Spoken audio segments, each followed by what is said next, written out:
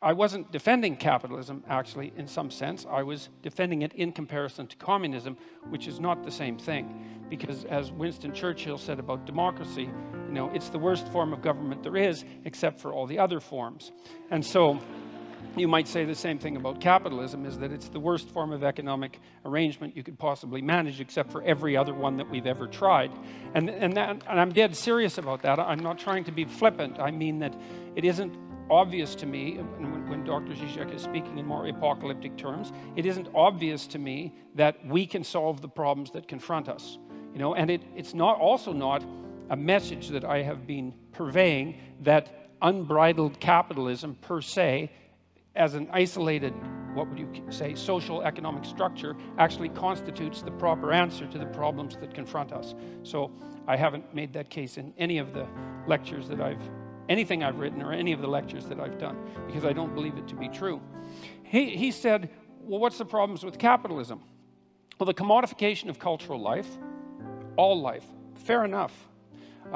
There's something that isn't exactly right about reducing everything to economic competition. And capitalism certainly pushes in that direction. Advertising culture pushes in that direction. Sales and marketing culture pushes in that direction. And there's reasons for that, and I have a certain amount of admiration for the necessity of advertisers and salesmen and marketers. But that doesn't mean that the transformation of all elements of life into commodities in a capitalist sense is the best way forward. I don't think it is the best way forward. I think the evidence for that's actually quite clear. There is, by the way, a relationship. This is something I didn't point out before. There is a relationship between wealth and happiness. It's quite well defined in the psychological literature. Now, it's not exactly obvious whether the happiness measures are measures of happiness or whether they're measures of the absence of misery. And my sense is, as a psychometrician who's looked at these scales, that people are more concerned with not being miserable than they are with being happy. And those are all actually separate emotional states mediated by different psychobiological systems. But it's a technical point, but it's an important one. There is a relationship between absolute level of income and self-reported lack of misery or happiness. And it's pretty linear until you hit, I would say, something approximating decent working class income. And so what seems to happen is that wealth makes you happy as long as it keeps the bill collectors at bay. Like once you've got to the point where the misery is staved off as much as it can be by the fact that you're not in absolutely economically dire straits, then adding more money to your life has no relationship whatsoever to your well-being. And so it's clear that past a certain minimal point, additional material provision is not sufficient to, let's say, redeem us individually or socially. And it's certainly the case that the radical wealth production that characterizes capitalism might produce a fatal threat to the structure of our social systems and our broader ecosystems.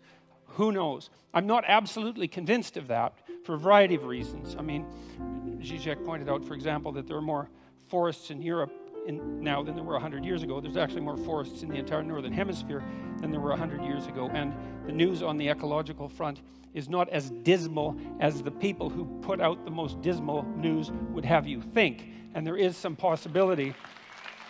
That doesn't mean that there aren't elements of it that are dismal. You know, what we've done to the oceans is definitely something catastrophic, and we definitely have our problems. But it is possible that human ingenuity might solve that.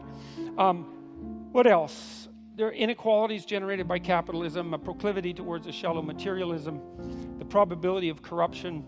The thing about that for me is those are catastrophes that are part of the struggle for human existence itself and not something to be laid at the feet of any given socio-political system, especially one that seems to be producing a fair modicum of wealth for the poorest section of the population and raising people up to the point where, you know, their lives aren't an unending day-to-day struggle for mere survival.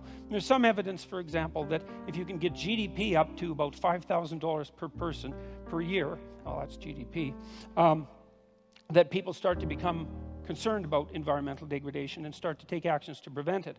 And so there is some possibility that if we're lucky, we can get the bottom billion or 2 billion people in the world, or 3 billion as the population grows, up to the point where they're wealthy enough so they actually start to care enough about the environment so that we could act collectively to solve environmental problems. Now, you might say, well, by that time we'll be out of Earth. You know, we'll have exhausted the resources that are in front of us so desperately that there's no hope of that. But I would like to remind you of a famous bet between Julian Simon and the biologist at Stanford who wrote, Paul Ehrlich, who wrote The Population Bomb. They bet, Ehrlich, who thought we were going to be overpopulated by the year 2000, bet Simon that by the year 2000, commodity prices would have increased dramatically as a consequence of evidence that we were running out of material resources. They made a famous bet over a 25-year period, and Ehrlich paid off Simon in the year 2000 because commodity prices went down and not up.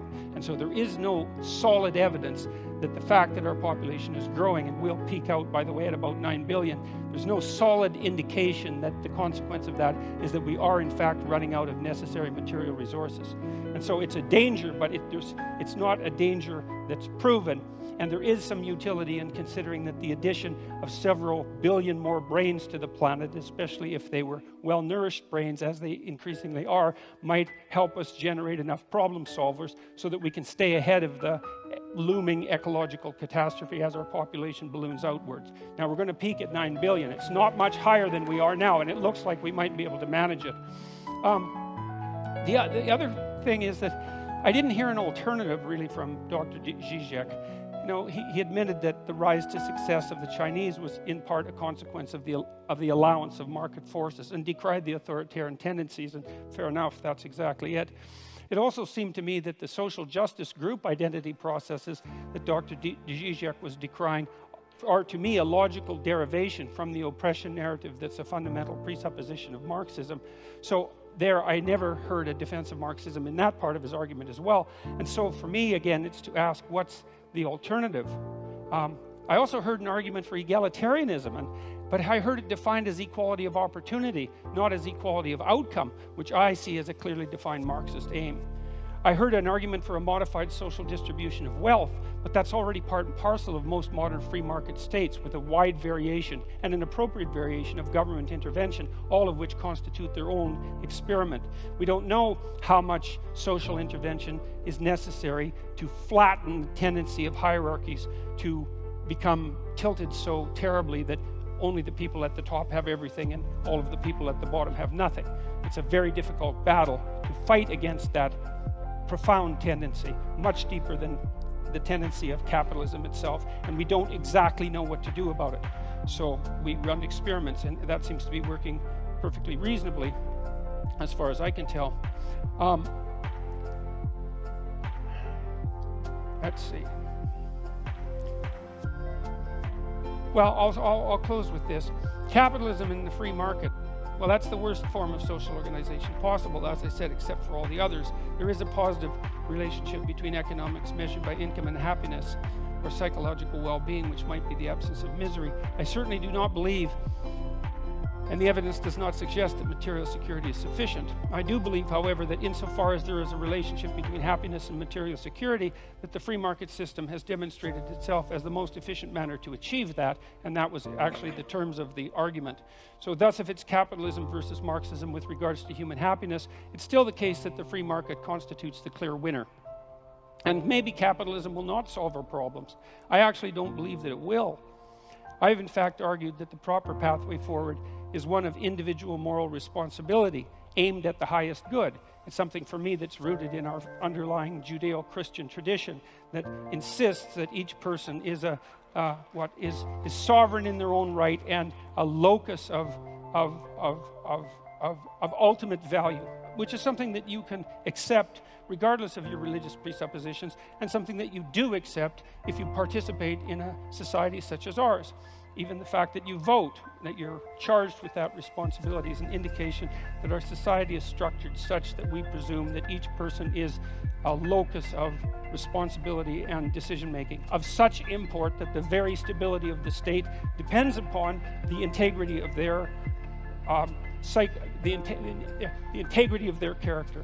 And so what I've been suggesting to people is that they adopt as much responsibility as they possibly can in keeping with that, in keeping with their aim at the highest possible good, which to me is something approximating a balance between what's good for you as an individual and what's good for your family, in keeping with what's good for you as an individual, and then what's good for society in the larger frame, such that it's also good for you and your family. And that's a form of an elaborated, iterated game, a form of elaborated cooperation. It's a sophisticated way of looking at the ways society could possibly be organized, and I happen to believe that that has to happen at the individual level first, and that's the pathway forward that I see. And so that's my 10-minute commentary.